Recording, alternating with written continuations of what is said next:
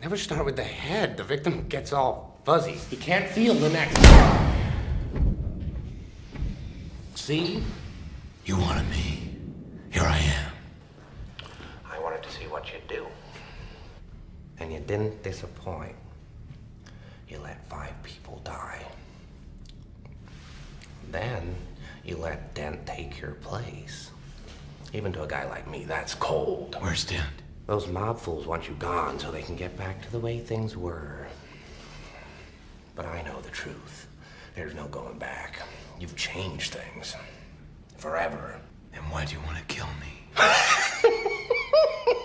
I don't want to kill you. What would I do without you? Go back to ripping off mob dealers? No.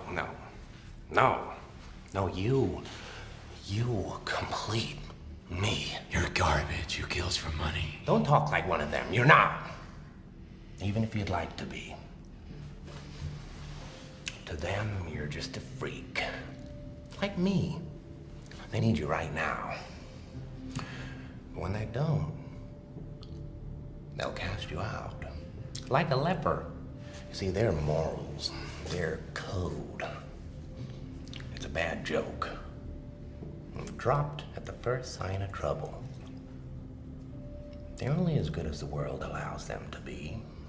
I'll show you. When the chips are down, these civilized people, they'll eat each other. See, I'm not a monster. I'm just ahead of the curve. Where's Dent? You have all these rules, and you think they'll save you. He's in control. I have one rule. Oh, then that's the rule you'll have to break to know the truth. Which is? The only sensible way to live in this world is without rules. And tonight, you're gonna break your one rule. I'm considering it. Oh, there's only minutes left, so you're gonna have to play my little game if you want to save one of them. Yeah. You know, for a while there, I thought you really were, Dent. The way you threw yourself after her.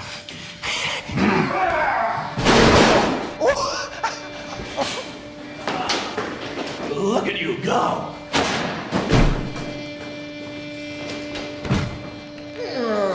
What does Harvey know about you and his little bunny? Where are they? Killing is making a choice. Where are they? Choose between one life or the other. Your friend, the district attorney, or his blushing bride-to-be.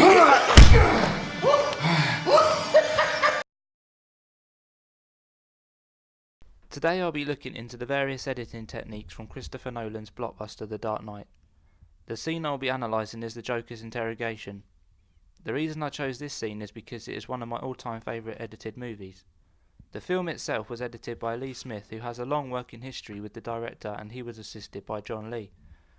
The software known as Avid was used by Smith and Lee to edit the film and was also used on many other great blockbusters in recent times. I have noticed the use of the cutaway transitions. I noticed this when the scene cuts to Commissioner Gordon watching the interrogation between Batman and the Joker. This is used again later on in the scene when Batman holds the Joker up against the wall.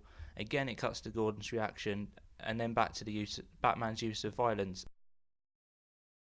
The pacing of the scene varies. The scene starts off very slowly. This was used to help the rhythm of the film, which I will mention later. I feel it was an important decision to start slowly paced as it really engages the viewer to watch on and almost be mesmerised by the brilliant acting performances by Heath Ledger and Christian Bale.